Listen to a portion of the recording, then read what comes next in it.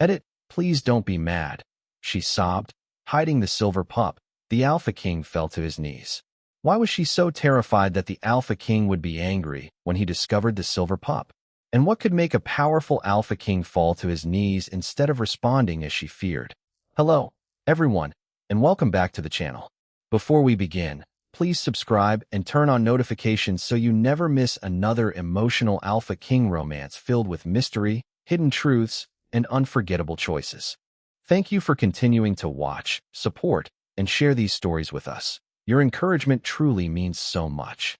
Tell us in the comments, what would you do if protecting someone vulnerable meant risking the anger of the most powerful person in the kingdom? Now settle in, listen closely, and let us begin. Please don't be mad, Emily Carter whispered. He was freezing. Alpha King Adrian Blackwood stopped in the doorway. Snow blew through the narrow window of the castle's linen room, scattering loose cloth across the stone floor. Behind him, two royal guards stood motionless beneath the torchlight. Emily was sitting against the far wall. Her dark medieval servant dress was damp at the hem. Long chestnut hair clung to her tear-streaked face, and both gloved hands were wrapped around something hidden beneath her wool cloak. Something moved. A small whimper followed. Adrian's expression hardened. "Show me." Emily tightened her arms. "Please." The Alpha King stepped into the room. He was enormous compared with the narrow doorway, broad shoulders covered by black armor and a heavy wolf fur cloak dusted with snow. His presence usually made servants lower their eyes. Emily did not. She looked frightened, but she kept herself between Adrian and whatever she was hiding. "I said show me." Her chin trembled. Slowly, Emily opened the cloak. Silver fur appeared first, then two tiny ears. A young wolf pup stared up at Adrian with pale gray eyes. One of the guards inhaled sharply. An unregistered wolf inside the royal castle? Emily immediately pulled the pup closer. "I found him near the northern wall." "How long ago?" Adrian asked. Emily hesitated. "Last winter." The second guard stared at her. "You have hidden him for a year? He would have died. That was not your decision." Emily's face changed. She looked toward the guard. He was a child. The room went quiet. Adrian studied her. Most people begged him to protect themselves. Emily was terrified, yet every movement she made was meant to shield the pup. "What is his name?" Adrian asked. Her eyes returned to him. "Finn." The pup pushed his nose from beneath the cloak. Adrian crouched slightly. Finn immediately growled. The sound was small, almost ridiculous. Yet something inside Adrian went still. "Finn," Emily whispered. "It's all right." The pup looked at her. His ears lowered. Then he turned his head. Torchlight touched the fur behind his left ear. Adrian froze. A silver crescent marked the skin beneath the fur. Not painted, not branded. Worn there. The blood drained from Adrian's face. His hand slipped from the hilt of his sword. The weapon struck the stone floor. Both guards stared at him. "Your Majesty?" Adrian heard nothing. He remembered an old mural beneath Blackwood Castle. A silver wolf beside a black one. The silver figure had been carved away before Adrian was born. He remembered asking his father what had once stood there. His father had answered only once. "Something our family failed to protect." Finn whimpered again. Emily pulled the cloak tighter around him. "I know I broke the rules." Adrian looked at her gloved hands, then at the silver crescent. "How did you find him?" "In the snow. Alone." Emily swallowed. There was blood nearby. "Human?" "I don't know." Adrian's jaw tightened. "Who else knows he is here?" "No one." One guard stepped forward. "Your Majesty, protocol requires. Leave." The guard stopped. "But both of you." They obeyed. The door closed. Emily stared at Adrian, more frightened now that they were alone. "If you are going to punish me, please don't take him first." Adrian's expression shifted. Not anger. Something heavier. He slowly removed the royal signet from his hand and placed it on the floor beside his sword. Then, to Emily's complete shock, the Alpha King lowered himself onto one knee. Finn stopped growling. Adrian did not reach for him. He kept both hands open where the pup could see them. His voice was quiet. "Who taught you to hide?" Emily's breath caught. Adrian was not looking at her. He was looking at Finn. And for the first time since she had entered Blackwood Castle, Emily saw something in the Alpha King's face that frightened her more than anger. Recognition. "That symbol belongs to a bloodline my family erased from history," Adrian said. Emily held Finn tighter. The silver pup had stopped growling, but his body remained tense beneath her cloak. His pale eyes never left the Alpha King. Adrian stayed on one knee. He did not reach for him. That frightened Emily almost more than if he had. "What bloodline?" she asked. Adrian looked toward the closed door. "Not here." He rose slowly and picked up neither his sword nor the royal signet. Instead, he opened the linen room door and spoke to the guards outside. "Prepare the old royal nursery." One guard blinked. "For the prisoner?" Adrian's expression turned cold. "She is not a prisoner." Emily looked at him sharply. "And the pup?" "No one touches him." The guards exchanged a confused glance. Adrian noticed. "If anyone enters that room without my permission, they answer to me." An hour later, Emily stood inside a forgotten nursery in the eastern tower. Dust covered the carved wooden furniture. Heavy blue curtains hid narrow windows, and an ancient fireplace had been relit for the first time in years. Finn slept beneath a wool blanket near the hearth. Emily remained between him and Adrian. "You moved us from one locked room to another." "The door is not locked." She looked. It was open. That unsettled her even more. "What do you want from him?" Adrian's jaw tightened. "The truth." "About what?" He turned toward one wall. A damaged stone mural stretched across it. Most of the carving showed Blackwood wolves surrounding a crowned alpha beneath a full moon. But beside the king was an empty space. Not unfinished. Destroyed. Someone had deliberately carved a figure away. Emily stepped closer. What was there? Adrian touched the damaged stone. "When I was a boy, I asked the same question. And my father told me our family failed to protect something." Finn stirred behind them. Emily turned immediately. The pup lifted his head. His ears flattened. Then he stared at the ruined mural. A soft sound escaped him. Not fear. Recognition. Adrian saw it. Emily did too. Finn climbed from the blanket and crossed the room. "Finn." He ignored her. The pup stopped beneath the damaged section and pressed one paw against the stone. Silver light flashed beneath his fur. A crescent appeared, the same mark behind his ear. Then faint lines glowed inside the mural. Adrian stepped back. "What is that?" Emily shook her head. "I don't know." Footsteps approached. An elderly man entered carrying a leather case. Samuel Grant, the royal historian, bowed once. "You asked for the sealed restoration records, Your Majesty." Adrian pointed toward the mural. Samuel looked. His face lost color. "Where did you find him?" Emily immediately moved in front of Finn. Samuel raised both hands. "I will not harm him." "You know what he is?" Samuel slowly opened the leather case. Inside were charcoal rubbings, broken stone sketches, and one fragment of an older inscription. He held it beneath the glowing mural. The symbols matched. Samuel swallowed. This section was ordered destroyed nearly a century ago. "By whom?" Adrian asked. "Blackwood Crown." Emily looked at Adrian. He did not defend it. "What did it say?" she asked. Samuel aligned 3 fragments. The old words became readable. "Silver moon. Equal beneath the moon. Never subject to the crown." Silence filled the nursery. Emily stared at the inscription. "Equal." Samuel nodded. Silver moon wolves were not servants of Blackwood. Adrian's face hardened. They were allies. More than allies. Samuel looked toward Finn. They possessed their own laws, their own guardians, and territory the crown was forbidden to claim. Emily's arms folded protectively across herself. "Then why did your kingdom erase them?" Samuel did not answer. Adrian did. "Because someone wanted future generations to believe they never existed." Finn suddenly whimpered. Emily turned. The pup was staring at her hands. Her gloves. One silver thread of light had appeared beneath the fabric at her wrist. Emily quickly pulled her sleeve lower. Too late. Adrian saw it. He said nothing. Samuel did. His voice became almost a whisper. The silver moon line was supposed to be extinct. Finn walked back to Emily and pressed against her leg. The silver beneath her glove brightened.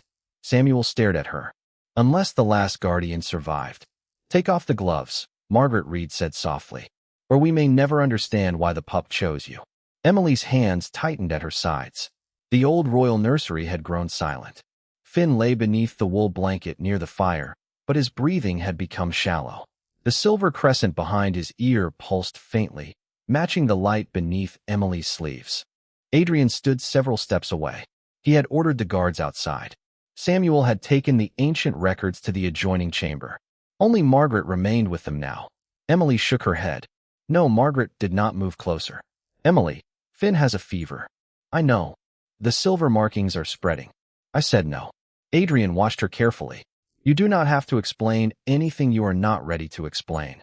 Emily looked at him. She had expected pressure. An alpha command. A royal order. Instead, Adrian turned toward Margaret. Can you treat the pup without touching her? Margaret examined Finn again. I can lower the fever, but something in his blood is responding to Emily. Finn whimpered. Emily dropped beside him immediately. I'm here. His pale eyes opened. Silver light moved through them. Emily reached for his face, then stopped. Her gloves. Finn pushed weakly against her palm. Please, Margaret said. Only if you choose. Emily closed her eyes. Her mother's voice returned from years ago. Never let an alpha see your hands. Never shift where anyone can follow. If the silver wakes, run. Emily had been 8 the first time she heard those words. She never understood them. By 16, she had stopped asking. By 27, she had simply accepted that whatever wolf lived inside her was too weak to appear. Wolfless. That was what others called her. She had almost believed them. Finn cried again. Emily opened her eyes. Then she pulled off the first glove. Adrian inhaled slowly. Silver lines ran beneath her skin from her fingertips to her wrist. Not scars. Not veins exactly. They glowed like moonlight trapped beneath flesh. Emily removed the second glove. The same pattern appeared. Adrian did not step closer. He did not touch her. That mattered. Margaret's face changed. I knew your mother. Emily froze. What? Margaret looked at her hands. Not as Emily Carter's mother. A cold feeling spread through Emily's chest. What are you talking about? Your mother's name was Rebecca Carter when she came to Blackwood territory. Emily stared. That was her name. It was the name she used. Margaret swallowed. Before that, she was Rebecca Vale. Finn whimpered. Emily barely heard him. Who was Rebecca Vale? The last known guardian of the Silver Moon children. Emily stood so quickly the chair beside her scraped across the floor. No, Margaret's eyes filled with regret. She brought children through the northern forest during the last royal hunt. My mother died of fever. That is what you were told.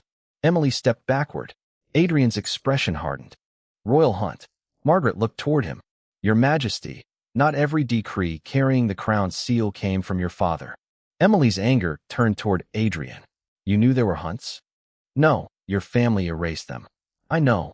You expect me to believe you never asked why. Adrian accepted the accusation without defending himself. I asked the wrong people. Finn suddenly cried out. Emily turned. The silver pup's body trembled beneath the blanket. She dropped beside him. Finn. Margaret knelt across from her. Hold him. Emily placed both bare hands against the pup. Silver light spread instantly across his fur. Finn's breathing slowed. Emily began humming without thinking, a melody her mother used whenever storms frightened her as a child. Margaret went still. Adrian looked toward her. What is it? Margaret whispered. That is not a lullaby. Emily stopped humming. What? It is a Silver Moon guardian call. Finn's eyes opened. The silver light behind his ear became bright enough to fill the room. He looked directly at Emily. Then, in a small voice she had never heard him use before, he said, Last mother. Emily's breath disappeared. Silver light surged beneath both her hands. Across the nursery wall, the erased wolf in the ancient mural began to reappear. If my mother died protecting them, Emily said, then I want to know who made her run. The ancient mural glowed behind her. Silver lines spread across the stone until the erased wolf slowly reappeared beside the Blackwood King. Finn remained curled against Emily's lap, exhausted but breathing evenly now. Adrian stood across the nursery, his face unreadable. Margaret looked toward the doorway. There is a record Samuel needs to see.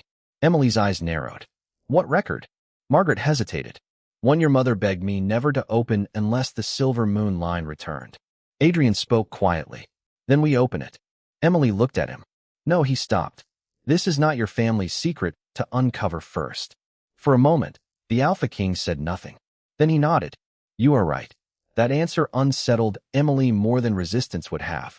Margaret led her beneath the nursery tower to an abandoned archive chamber. Adrian followed several steps behind. Not beside her. Not ahead.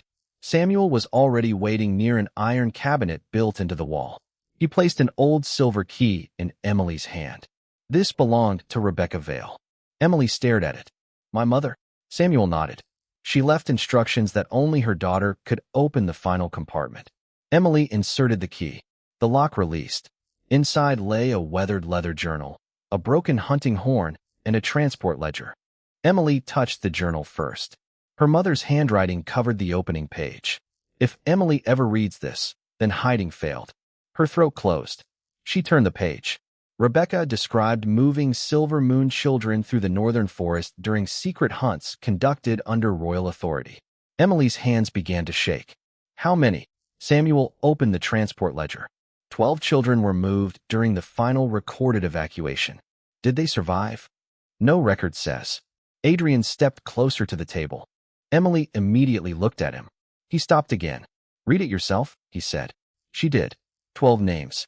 Ages ranging from 4 to 13. Beside each name was a destination code. Only one line had been crossed out. Finn Vale, transfer failed. Emily froze. Finn. Her Finn. He had not simply been abandoned in the snow.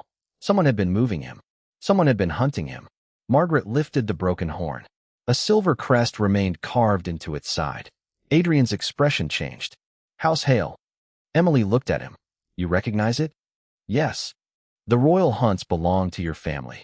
That horn did not. Samuel opened another sealed document. The original Silver Moon hunting decree expired under Adrian's father. Emily's eyes narrowed. Then why was my mother still running? Samuel slid a second parchment across the table. The decree was renewed 3 times. Adrian stared at the signature block. This is not my father's authorization. No, Samuel said. It was issued through the Royal Internal Security Office. Margaret looked grim. Controlled by House Hale.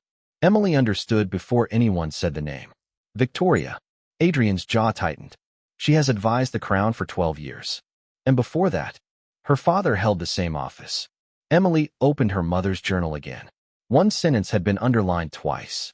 If the Blackwood King ever learns the truth, ask him who benefits when a bloodline disappears, but its children remain alive. Emily looked toward the transport ledger. 12 children. Samuel corrected her gently. 12 names. That means they may still be alive. Adrian studied the destination codes. I know one of these. Emily looked at him. Where? A hunting lodge near the northern cliffs. Her expression hardened. You mean House Hale territory? Yes. A knock sounded above them. Daniel Brooks entered quickly. Your Majesty, Lady Victoria has arrived at the castle. Adrian turned. Why? She says she heard rumors about an unregistered silver wolf. Emily's blood went cold. Finn had been hidden for a year. Victoria had learned about him in less than a day. Adrian looked at Emily. She was already closing her mother's journal. We go north, she said. Tonight. Adrian nodded. Then Samuel unfolded the final page of the transport ledger. One line had been written beneath the 12 names. Guardian status, unconfirmed. Another name appeared below it. Rebecca Vale, capture order active. Emily stared. Her mother had not died from fever. She had died while someone was still hunting her. And now that same hunt had found Emily. If you can only keep me safe by locking the gate, Emily said, then I was never safe here at all. Adrian Blackwood looked at her across the royal council chamber.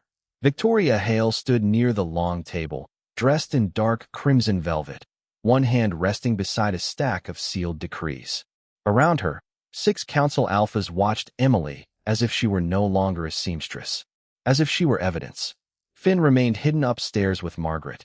Emily hated leaving him, but she hated more the way Victoria had smiled when Samuel placed Rebecca Vale's transport ledger on the table.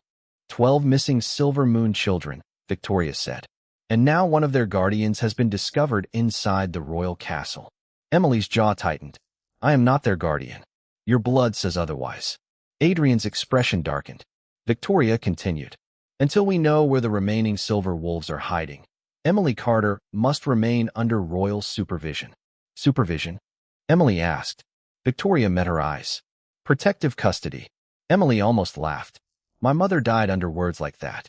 One council elder turned toward Adrian. Your Majesty, if she leaves, she could lead an unknown Silver Moon faction beyond our reach. Adrian looked at Emily. She waited for the order. The locked chamber. The guards. The Alpha Command. Instead, Adrian removed a folded parchment from his coat. He placed it on the table. What is that? Victoria asked. Emily Carter's travel authorization.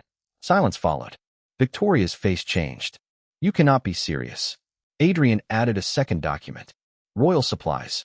Winter passage through every Blackwood gate. Then a third. Copies of Rebecca Vale's records. Emily stared at him. You are giving them to me? They belong with you. Victoria stepped forward. She is connected to a bloodline that may challenge the crown. Adrian turned toward her. If the crown survives only by keeping frightened women behind locked doors, then perhaps it deserves to be challenged. No one spoke. An hour later, Emily stood beneath the northern gate. Snow fell beyond the raised portcullis. A saddled mare waited beside a pack horse carrying food, blankets, medicine, and copies of every Silver Moon record Samuel had recovered. Adrian approached holding one final paper. Emily watched him carefully. What now? A tracking seal. Her expression hardened. He tore it in half. Silver light died between his hands. Emily blinked. You could have used that to follow me. Yes. But you destroyed it. Yes. Why? Adrian looked toward the open road. Because if you can only stay when I close the gate, then you are not safe with me. The words struck deeper than she expected. Emily looked beyond him toward the castle. Finn was there. So were Margaret and Samuel. And somewhere beyond the northern cliffs were 12 names that had never received endings. Adrian handed her the reins. You can leave Blackwood territory before sunrise. And Victoria? I will deal with her. That sounds like a king's answer. It is. Emily placed one foot in the stirrup, then stopped. Her mother's journal was tucked beneath her cloak. 12 names. 12 children. Maybe alive. Maybe waiting. Maybe still being moved from one hidden place to another. Emily looked at the open gate. Freedom stood less than 50 feet away. For years, her mother had taught her one rule. Run when the silver wakes. Emily slowly lowered her foot. Adrian frowned. What are you doing? She turned the horse around. Making a different choice. You do not owe this kingdom anything. I know. She looked toward the dark northern road. But those children might be alive. Adrian stepped closer, careful not to touch her. And if going after them means returning to the people who hunted your mother? Emily pulled on her gloves. Then we stopped running long enough to find out what they buried. A faint howl carried from somewhere beyond the castle walls. Finn answered from the tower. Emily lifted her eyes toward Adrian. Open your dungeons, your majesty. He held her gaze. We're going to find what your kingdom buried. If there are children beneath that lodge, Emily said, we bring them out before anyone decides what they are worth. The hunting lodge stood against the northern cliffs like a forgotten fortress. Snow covered its roof. No banners flew above the stone walls. No guards waited at the main gate. That made Adrian trust it even less. Emily rode beside him through the frozen trees, while Daniel and 4 royal guards followed at a distance. Finn sat beneath Emily's cloak, his silver ears barely visible. Adrian had argued against bringing him. Emily had refused to leave him behind. He found me, she had said. Maybe he can find them. Now Finn suddenly lifted his head. A low sound came from his throat. Emily stopped her horse. What is it? The pup jumped down into the snow. Finn. He ran toward the rear wall of the lodge. Emily dismounted immediately. Adrian followed. Finn scratched at a section of frozen earth beneath an old hunting emblem. House Hail. Daniel knelt beside it. There is a door. Together, the guards cleared the snow. An iron hatch appeared. Adrian reached for the handle. Emily caught his wrist. Wait. He looked at her. She touched the metal. Silver lines flickered beneath her glove. They used something here. Silver. Yes. Adrian stepped back. Your decision. Emily removed one glove. Her bare palm hovered above the lock. Finn pressed against her leg. A soft silver glow moved through the mechanism. The hatch opened. Cold air rose from below. Not natural cold. The kind created by stone rooms that had not seen sunlight in years. They descended. The passage ended at a chamber lined with small beds. Emily stopped breathing. 3 children stared back at her. The oldest could not have been 12. A little boy held a younger girl behind him. None of them spoke. Their wrists carried faded silver crescents. Emily slowly lowered herself to one knee. My name is Emily. The boy's eyes narrowed. Are you with Hale? No, with the king. Emily glanced at Adrian. He came with me.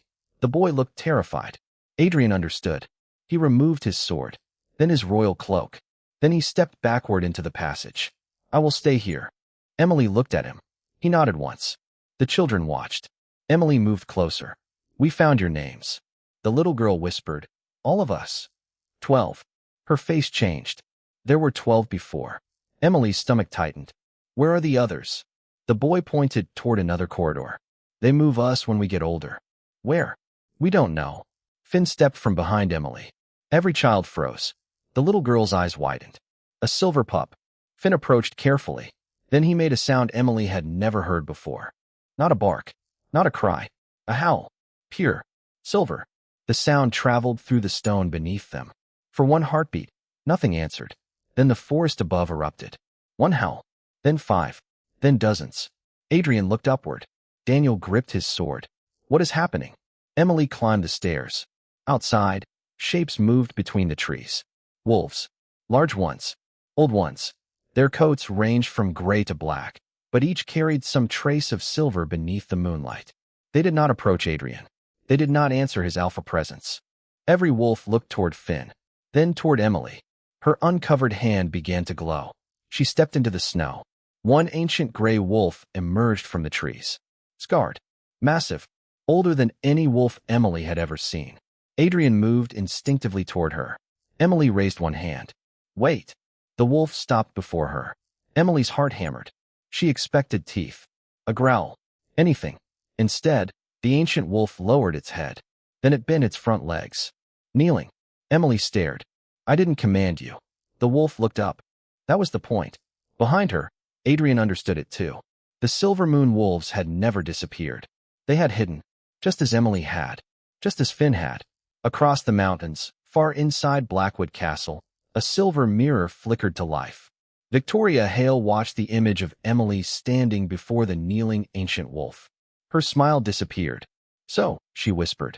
The Silver Queen finally woke. "If they want a monster," Emily said, staring at the royal decree, "Victoria is going to make sure they see one."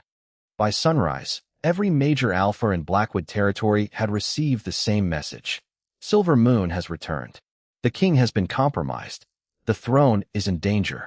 Emily stood in the council chamber beside Adrian while the accusations were read aloud. The 3 rescued children remained under Margaret's protection. Finn sat at Emily's feet.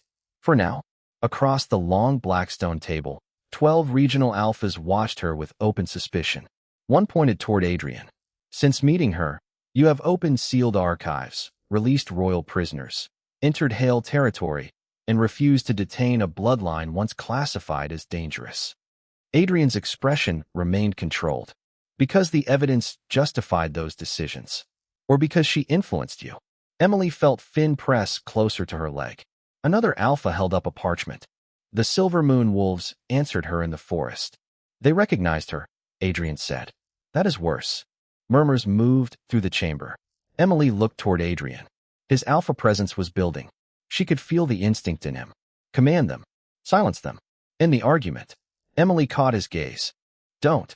His jaw tightened. "They are calling you a threat. And if you force them to stop, Victoria wins." Adrian understood. Slowly, painfully, he pulled his authority back. Samuel Grant stepped forward carrying Rebecca's transport ledger. "We have evidence that House Hale maintained illegal holding sites." An elder shook his head. "And we have reports of ancient wolves kneeling to Emily Carter." "Those things are connected," Emily said.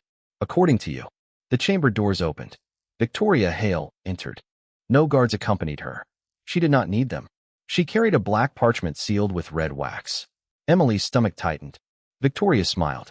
"I believe the council is looking for legal clarity." Adrian looked at the seal. "What is that?"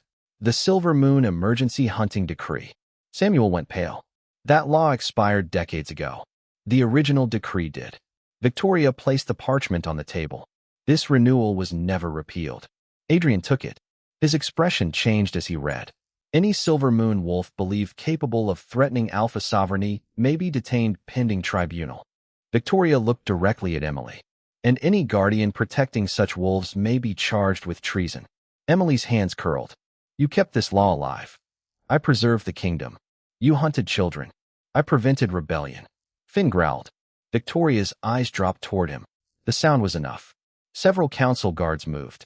Emily stepped in front of Finn. No, Adrian did not use Alpha Command. Instead, he placed himself beside Emily. Until evidence is heard, no one touches that pup. Victoria smiled. That sounds protective. It is. Or obedient. The accusation landed exactly where she wanted. Several alphas exchanged glances. Emily felt the room turning. Not because they trusted Victoria, because fear required less proof than truth. Daniel entered suddenly from the side corridor. Your Majesty. His voice was wrong. Adrian turned. What happened? Daniel looked at Emily. Her blood went cold before he spoke. The nursery guard was drugged. Emily looked down. Finn was still beside her. No, not Finn.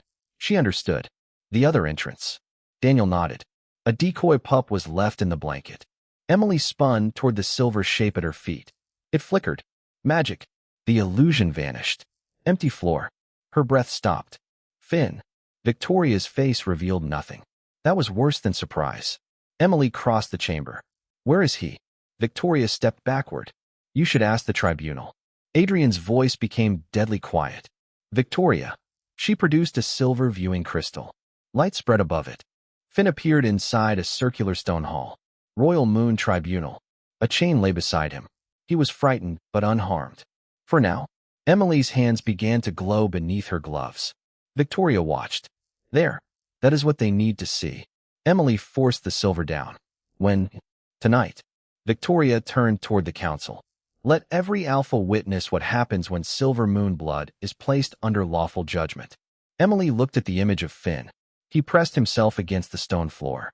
Afraid. Alone. Victoria faced her again. You wanted the kingdom to know what was buried. Her smile sharpened. Come to Moon Tribunal, Emily. Then she whispered the words meant only for her. Bring your wolf. You wanted me to beg, Emily said. I'm done asking permission to exist. The Moon Tribunal fell silent. Hundreds of wolves filled the circular stone chamber beneath the open night sky.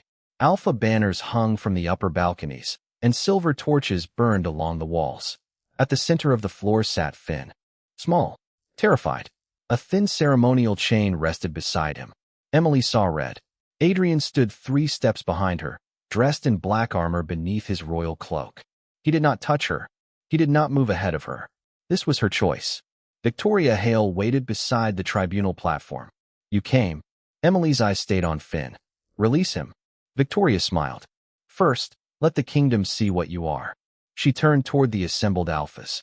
Emily Carter has concealed silver moon blood, gathered ancient wolves, entered restricted holdings, and inspired creatures once classified as enemies of the crown to kneel before her. Murmurs spread through the chamber. Victoria looked back at Emily. Go on. Her voice softened cruelly. Beg your king. Emily remembered the linen room. Snow at the window. Finn trembling beneath her cloak. Please don't be mad. Back then, fear had decided every word. Not tonight. Emily slowly removed her gloves. Silver veins blazed beneath her skin. Gasps rose from the balconies. Finn lifted his head. Emily. She stepped toward him. Victoria raised one hand. Guards blocked the path. Adrian's wolf surged. Emily felt it behind her. She did not turn. No alpha command, she said. Adrian's fists tightened, then relaxed. He trusted her. Victoria laughed. Even now, she gives orders to the king. Emily looked at the guards. I am not ordering anyone. She removed her cloak. I am choosing not to hide. Silver light climbed her arms. The lullaby her mother once sang returned to her memory. Not a song. A call. Emily began humming. Finn's fear eased. Somewhere beyond the tribunal walls, a wolf howled. Another answered. Then dozens. Victoria's face changed. Stop her. No one moved. Emily stepped forward. The guards looked toward Adrian. He said only one thing. Decide for yourselves. They lowered their weapons. Emily reached Finn. She knelt and wrapped both arms around him. His silver crescent glowed. So did hers. Pain moved through Emily's bones. Not violent. Ancient. Her body had spent 27 years resisting something her mother taught her to fear. Tonight, she stopped resisting. Emily, Finn whispered. I'm here. Silver light exploded across the tribunal floor. Emily's human form disappeared within it. Where she had knelt now stood a massive white-silver wolf. Beautiful. Powerful. Her coat shone beneath the moon like frost over steel. A silver crescent marked her forehead. The tribunal erupted. Several alphas stepped backward. Others shifted instinctively. Victoria pointed. There. That is the threat. The silver wolf turned toward her. Emily could have attacked. Instead, she moved directly in front of Finn and stood between the pup and every weapon in the chamber. Protecting, not conquering. Then the oldest wolf in the tribunal lowered his head. Another followed. Then another. Across the balconies, ancient wolves began kneeling. Not under command. In recognition, Adrian watched Emily. His expression broke with something deeper than shock. Understanding. He stepped into the center of the tribunal. Victoria stared at him. "Your Majesty, do something." He did. Adrian removed his crown, placed it on the stone. Then the Alpha King fell to one knee before Emily and Finn. The entire chamber froze. His voice carried beneath the open moon. "The first time she hid this child, she feared my anger." Emily's silver eyes met his. Adrian bowed his head. "Today, she will never have to fear my crown again." Victoria went pale. Adrian picked up the old hunting decree from the tribunal table. He tore it in half. Then again, and again, the pieces fell beside his crown. Emily shifted back slowly, gathering Finn into her arms. She looked at Adrian kneeling before her. "No more hiding," he said. Emily's eyes burned. "No more hunting." Behind Victoria, Samuel Grant entered carrying Rebecca Vale's transport ledger. Daniel followed with 3 rescued children and 2 Hale guards in chains. Samuel raised the evidence. "The tribunal is not finished." Victoria turned. For the first time that night, she looked afraid. Emily stood, Finn in her arms, her gloves abandoned on the floor behind her. And this time, she did not lower her eyes. "I will not trade one cage for a prettier throne," Emily said. The royal council hall went silent. 3 months had passed since the Moon Tribunal. Victoria Hale had been convicted of maintaining illegal hunting decrees, concealing Silver Moon prisoners, falsifying royal security orders, and operating secret holding sites through House Hale territory. The transport ledgers had led Daniel's guards to 7 more survivors. Some were children. Others were adults who had spent years hiding their bloodline under false names. For the first time in generations, Silver Moon wolves stood openly inside Blackwood Castle. And now the council wanted Emily to sit beside Adrian. An ancient silver chair had been restored next to the Alpha King's throne. "The position of Royal Luna would give you protection," one elder said. Emily looked at him. "Protection from whom?" The elder hesitated. "The crown would formally recognize Silver Moon." "The crown already recognizes Silver Moon." Samuel Grant opened the new royal charter. His voice carried through the chamber. "Silver Moon bloodlines are restored to the historical record as an independent allied people. No individual may be detained, marked, bonded, relocated, or registered solely because of Silver Moon ancestry." Emily looked toward Adrian. He had signed the charter first, but he had also accepted the condition she added beneath his signature. Silver Moon does not belong to Blackwood. Adrian stood beside the throne. He did not tell her where to sit. That mattered. Emily turned back toward the council. "I will not become Luna because you are uncomfortable with a woman having authority outside the crown." An elder frowned. "Then what do you intend to become?" Emily smiled faintly. "Emily Carter." 6 months later, Silver Moon Haven opened beyond the northern forest. It was not a palace. Emily had refused one. Instead, stone cottages surrounded a central healer hall, classrooms, training grounds, and wide stretches of protected woodland. No child was required to hide a wolf. No family was required to surrender names to the crown. And no Alpha Command carried legal authority inside the sanctuary without consent. Finn loved it.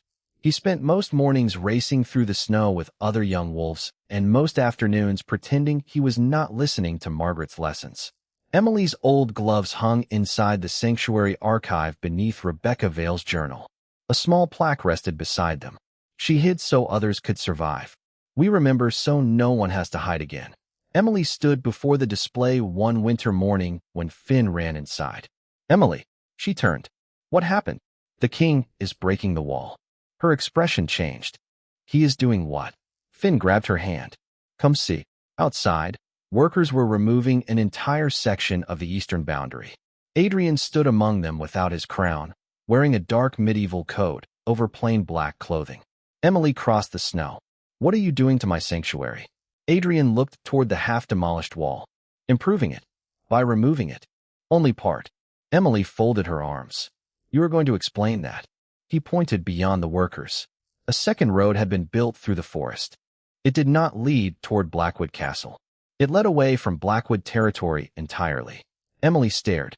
Adrian handed her a map. This gate will remain under Silver Moon authority. The Crown has no right to close it. She studied the route. It crosses the western border. Yes. Into neutral territory. Yes. Emily slowly looked at him. Why? Adrian's expression softened. Because sanctuary means very little if the people inside cannot leave. Something tightened in her chest. He continued. If another Blackwood king ever forgets what we learned, Silver Moon will always have a door he cannot lock. Emily looked toward the open road. Once, her mother had survived by running. Once, Emily had hidden Finn beneath a cloak because she believed survival required invisibility. Now children ran openly through snow while a king built them an escape route from his own kingdom. Adrian stepped beside her. Not too close. He had learned that too. There is something else, he said. Emily glanced at him. That sentence usually creates problems. A smile touched his mouth. I have been told. He looked toward Finn, playing with the other children. Then back at her. Are you staying here because you think you owe me something? No. Because I protected you at the tribunal? No. Because the council expects you to become my Luna eventually? Emily laughed. Definitely not. Adrian nodded. Relief and disappointment crossed his face at the same time. Emily watched him. You forgot one possibility. What? She looked toward the open gate. She could leave. Today. Tomorrow. Any day she wanted. That was what made the answer real. Emily stepped toward Adrian. I'm staying because this time, no one is making me hide. His breath caught. He started to lower himself onto one knee. Emily grabbed his hand. No, Adrian froze. A year ago, she had watched the most powerful alpha in the kingdom fall to his knees because he recognized the pup she was hiding. At the tribunal, he had knelt because his crown owed her people a debt. This time, she wanted something different. Emily pulled him upright. Now you can stand. Adrian looked at her. As what? Not my king. She placed his hand over her uncovered silver-marked wrist. Start with Adrian. His expression softened. And after that, Emily smiled. We'll see. Finn raced toward them and crashed into Adrian's legs. Adrian caught him before he fell. The pup laughed. Emily looked around Silver Moon Haven. No hidden rooms. No hunting decrees. No gloves. No frightened children learning to disappear. Beyond the sanctuary, both gates stood open. One toward Blackwood, one away from it. And Emily realized that freedom was not choosing which door to escape through. It was knowing no one had the right to close either one. You keep building doors for everyone else, Emily said. When are you going to admit you are afraid to walk through one yourself? Adrian stopped beneath the archway of Silver Moon Haven. Winter sunlight stretched across the courtyard behind him. Children trained with wooden staffs near the healer hall, while young wolves chased one another through the snow. Finn sat on the stone steps pretending not to listen. Adrian looked at Emily. I am the Alpha King. I walk through doors every day. Emily folded her arms. That is not what I meant. He knew. For 4 months, Adrian had visited the sanctuary without asking for anything. He brought recovered records. Approved restitution for families hunted under house hail. Returned confiscated Silver Moon land. Then left before sunset. He never mentioned the Luna throne. Never asked whether Emily felt a mate bond. Never reached for her without permission. At first, she had appreciated the distance. Now she wondered whether respect had become another place for him to hide. Finn suddenly called from the steps. She means you like her. Adrian closed his eyes. Emily stared at Finn. You were supposed to be studying. I finished. You were supposed to be studying quietly. I was quiet until the important part. Adrian almost smiled. Finn jumped up and ran toward the training field. Coward, Emily thought. She looked back at Adrian. His expression had become serious. Is he wrong? Emily's pulse changed. You tell me. Adrian glanced toward the open western gate. I do not know what I am allowed to want. The answer surprised her. You are allowed to want anything. That does not mean I am allowed to ask you for it. Emily stepped closer. Why? His jaw tightened. Because the first time you stood in front of me, you were terrified. She remembered the linen room. Her tears. Finn beneath her cloak. Please don't be mad. Adrian continued. The second time I knelt before you, half the kingdom was watching. I cannot separate what you feel for me from what my crown represents unless I am careful. Emily studied him. That sounds thoughtful. It is also convenient. She raised an eyebrow. Adrian exhaled. I am afraid. There it was. Not Alpha authority. Not royal language. Just Adrian. Of what? That you will say no. Emily almost laughed. You faced an entire tribunal. None of them mattered like you do. The honesty silenced her. Adrian looked toward the sanctuary. You built something that does not need me. You became someone the crown cannot define. I will not be the man who takes that freedom and turns it into another obligation. Emily stepped closer until only a breath separated them, then stopped, deciding for me that saying yes would make me less free. His eyes lifted to hers. She continued, You taught the council that consent means allowing someone to refuse. Yes. It also means allowing them to choose. Adrian said nothing. Emily took one of his hands. He looked down at their fingers. No alpha command passed between them. No magical bond pulled them together. Just warmth. Ask me something, she said. His voice lowered. May I kiss you? Emily smiled. Yes. Adrian moved slowly, giving her every opportunity to change her mind. She did not.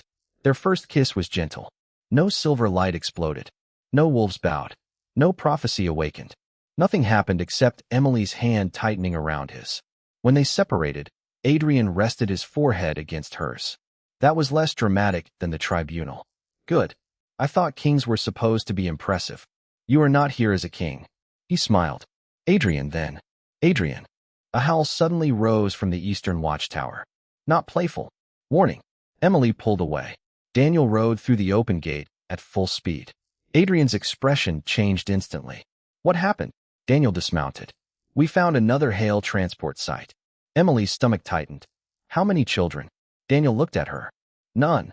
He handed Adrian a sealed metal box. But we found this beneath the floor. Emily saw the symbol carved into the lid. A silver crescent crossed by a black crown. Samuel had never shown her that mark before. Adrian's face went pale. What is it? Daniel swallowed. A royal order. From Victoria? No. He looked directly at Adrian. It carries your grandfather's personal seal. If your grandfather signed this, Emily said, then Victoria did not create the haunt. She inherited it. The words settled heavily between them. Adrian stood inside Silver Moonhaven's archive room while Daniel placed the metal box on the central table. Samuel Grant arrived minutes later. The royal historian took one look at the crossed crescent and black crown carved into the lid and stopped walking. I have seen that symbol once. Adrian turned. Where? In a sealed index from your grandfather's reign. Emily's stomach tightened. What did it mean? Samuel looked at Adrian before answering. Royal containment. The room went silent. Finn sat beside Margaret near the fireplace, unusually quiet. Adrian opened the box. Inside were 12 parchment files. Not transport records. Experiment reports. Emily reached for the first. Silver Moon subject response to Alpha Command. Her hand froze. She opened another. Guardian bloodline compatibility. A third. Succession contingency. Emily looked up. What succession? Samuel began reading. His face slowly lost color. Adrian took the page from him. The order bore his grandfather's personal seal. In the event that Blackwood heirs lose control of the ancient royal wolf, a Silver Moon Guardian shall be secured for stabilization of the crown. Emily stared at him. Secured. Adrian's jaw tightened. Meaning captured. Finn looked toward Emily. Like me. She crossed the room immediately and knelt beside him. No, his pale eyes searched hers. They wanted us because of the king? Emily could not answer yet. Samuel could. They believed Silver Moon wolves could control unstable alpha bloodlines. Emily looked at Adrian. That is why they kept children alive. Not mercy. Inventory. Adrian closed his eyes. For months, they had believed House Hale hunted Silver Moon because the bloodline threatened political authority. The truth was worse. They needed Silver Moon alive enough to use. Daniel opened the final report. There is a location. Emily stood. Another holding site. No. He turned the parchment around. A map showed tunnels beneath Blackwood Castle. Adrian frowned. I know those foundations. Samuel looked closer. This chamber predates the current palace. A note had been written beside it. Crown Reserve. Activate only if Royal Beast manifests. Emily's eyes moved toward Adrian. What is the Royal Beast? He did not answer. That frightened her. Adrian. His voice became quiet. My family carries an old wolf line. All alphas do. Not like this. He moved toward the window. My father warned me that some Blackwood heirs developed a second shift under extreme stress. Emily remembered the records. Stabilization. Guardian compatibility. I never manifested it. Samuel turned another page. Perhaps because the program ended before you were old enough. Adrian looked back. Or because Victoria continued it differently. Margaret stepped toward the table. Silver Moon was not hunted because it was weak. Emily understood. It was hunted because the crown wanted a leash. Finn slid from his chair. No one gets a leash. Emily looked at him.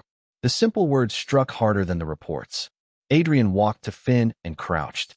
No, he said. No one does. Finn studied him. Even kings. Adrian's expression softened painfully. Especially kings. Daniel suddenly pointed toward the map.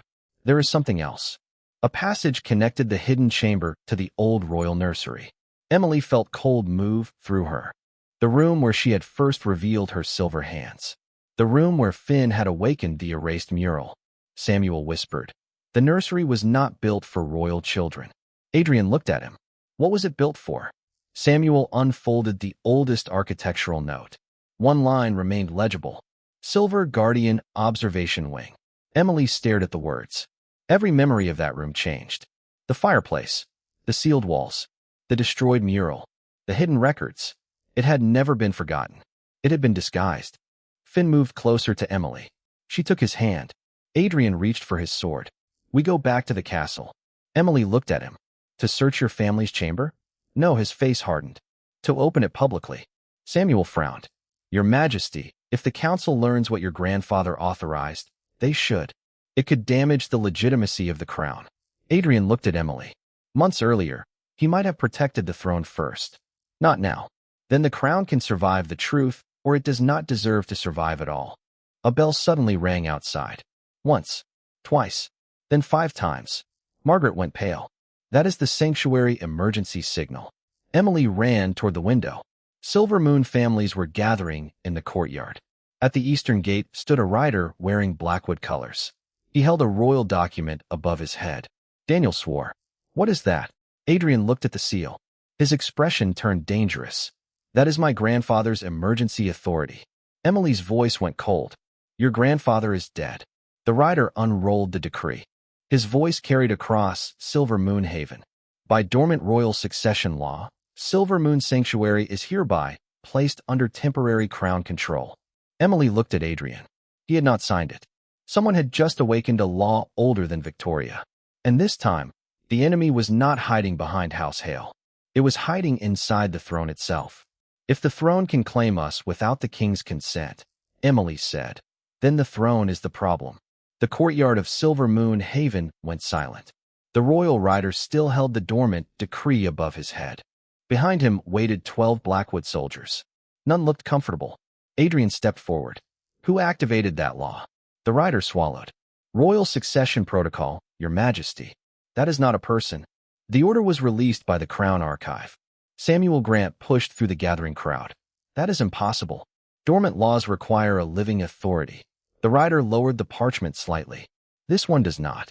Emily felt Finn's hand tighten around hers. What does that mean? Samuel looked toward Adrian. Your grandfather built certain emergency statutes into the royal succession system. They activate automatically when specific conditions are met. Adrian's face hardened. What condition? Samuel read the decree, then looked at Emily. Public confirmation of a surviving Silver Moon Guardian line. A cold anger moved through her. So the moment we stopped hiding, the old law woke up. No one answered. Emily understood anyway. The system had been designed so thoroughly that even dead kings could still reach into living lives. Adrian held out his hand. Give me the decree. The rider obeyed. Adrian read it once. Then again. This law places Silver Moon under crown custody if a guardian bloodline reappears. Emily stepped beside him. And crown custody means what? Samuel's voice was grim. Mandatory registration. Restricted travel. Guardian testing. Finn looked up. Testing. Emily pulled him closer. No one is testing you. Adrian tore the decree in half. Nothing happened. The silver seal on both pieces continued glowing. Samuel shook his head. Destroying the parchment will not destroy the law. Emily looked toward the road leading to Blackwood Castle. Then we destroy what keeps it alive. 2 hours later, the royal council hall was full. Not secretly, not behind locked doors. Adrian had summoned regional alphas, healers, historians, Silver Moon representatives, and common witnesses. Then he ordered Daniel to open the hidden chamber beneath the old nursery. The stone door resisted until Emily placed her bare hand against the crescent carved into its center. Silver light spread through the lock. The chamber opened. Rows of small iron restraints lined the walls. Observation notes covered shelves. Children's names. Blood samples. Compatibility scores. Emily stopped walking. Finn pressed against her side. Adrian's face went white. No council elder spoke. There was nothing to defend. Samuel found the central mechanism at the back of the chamber. A black crown seal surrounded by 12 silver crescents. This is the succession engine, he said. It preserves dormant royal law. Adrian reached toward it. Emily caught his arm. Wait. He looked at her. You cannot solve this by making another kingly decision alone. The word struck him. Then he stepped back. What do you propose? Emily turned toward the gathered Silver Moon survivors. For generations, decisions about them had been made in rooms they were never allowed to enter. Not today. She faced the council. This law exists because someone believed a king should always have the final right to decide whether our blood belongs to us. Her silver markings began to glow. But if Adrian destroys it alone, then we are still depending on a good king to save us from a bad one. Murmurs spread through the hall. Samuel understood first. You want the succession authority removed permanently? Yes. Adrian looked at the mechanism. That would limit every future Blackwood ruler. Emily met his eyes. Exactly. Silence. Every alpha watched him. Adrian had spent his life protecting the power of the crown. Now the crown was asking him to choose itself. He removed the royal signet from his hand, then placed it on the stone floor. What must be done? Samuel opened the oldest legal record. To end dormant supremacy law, the reigning king must surrender unilateral bloodline authority before witnesses from the affected people. Emily looked toward the Silver Moon families. One by one, they stepped forward. Finn stood beside her. Adrian placed his palm against the black crown seal. Emily placed hers against the silver crescent. The mechanism awakened. A voice echoed through the chamber.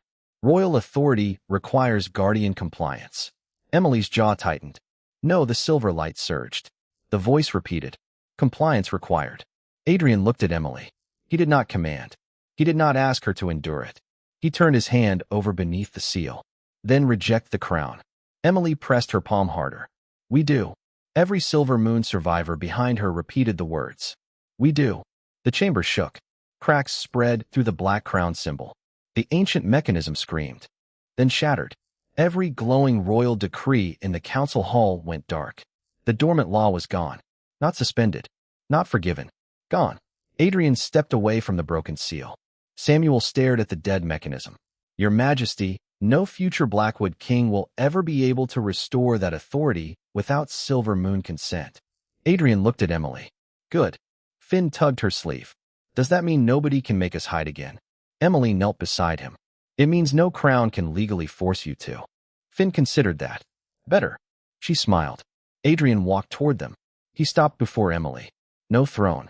No council distance. Only the man she had once feared in a linen room. I thought protecting you meant becoming a better king, he said. Emily looked at the broken crown seal behind him. And now I think some power should not belong to a king at all. Her expression softened. Before she could answer, Daniel approached carrying one final document from the hidden chamber. Emily. Something in his voice stopped her.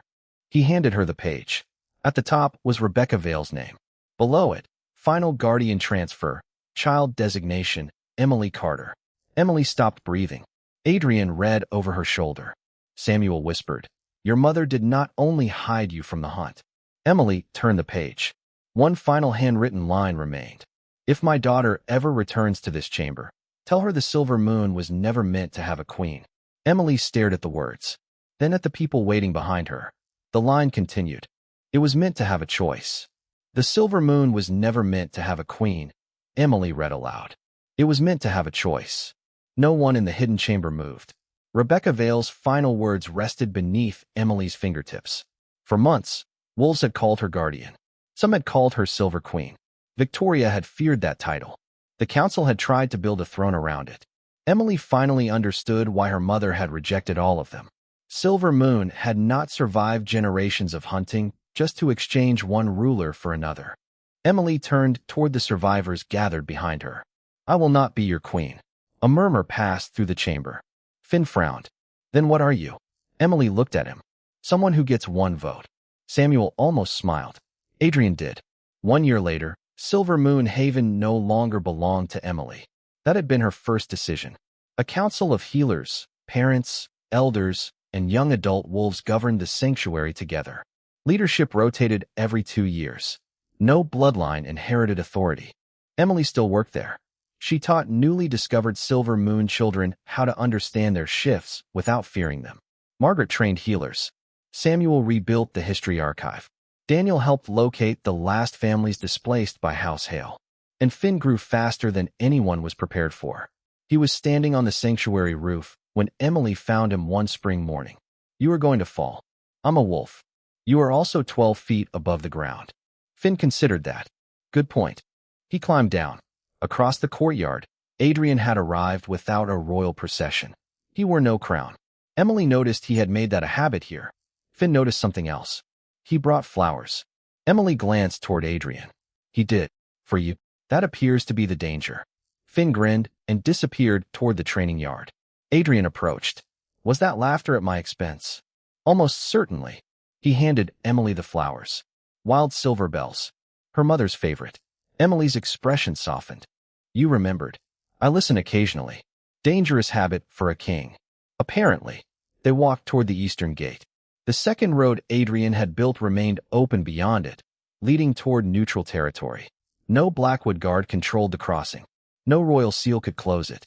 Adrian stopped beneath the arch. The council approved the final constitutional amendment this morning. Emily looked at him. "No dormant crown law can be activated without public review?" "Passed unanimously." "And bloodline authority?" "Gone permanently." She smiled. "Then maybe your kingdom is learning." "Our kingdom?" Emily raised an eyebrow. "Careful." Adrian laughed quietly. "Blackwood Kingdom." "Better." They stood in silence for a moment. Then Adrian reached into his coat. Emily looked at his hand. "If that is a royal title, I'm leaving." "It is not." "A Luna contract?" "No, a throne. I could not fit one in my coat." She laughed. Adrian opened his hand. Nothing was inside. Emily stared. "That is surprisingly unimpressive." "It is supposed to be." He held out his empty hand. "No mark. No title. No law. No prophecy." His voice softened. "Just a question." Emily looked at him. "Ask. Will you keep choosing me?" There was no crowd. No tribunal. No frightened pup hidden beneath her cloak. Only an open gate behind her and a man who understood that she could walk through it whenever she wished. Emily placed her hand in his. "Yes." Adrian exhaled. "But," she added. He closed his eyes. "There is always a but. You keep choosing me too." He opened his eyes. "That sounds manageable." Emily pulled him closer and kissed him. No wolves knelt. No silver light filled the sky. Nothing magical needed to prove the moment mattered. Finn's voice suddenly shouted across the courtyard. "I saw that." Emily broke away laughing. Adrian looked toward the training yard. "You were supposed to be studying." "I finished." Emily shook her head. Some things never changed. Around them, Silver Moon children ran openly beneath the morning sun. No gloves covered their markings. No hidden rooms waited for them. No crown on their blood. Rebecca Vale had spent her life running, so her daughter might someday stop. Emily finally had. Not because there was nowhere left to go. Because every door was open. And for the first time in generations, staying was a choice.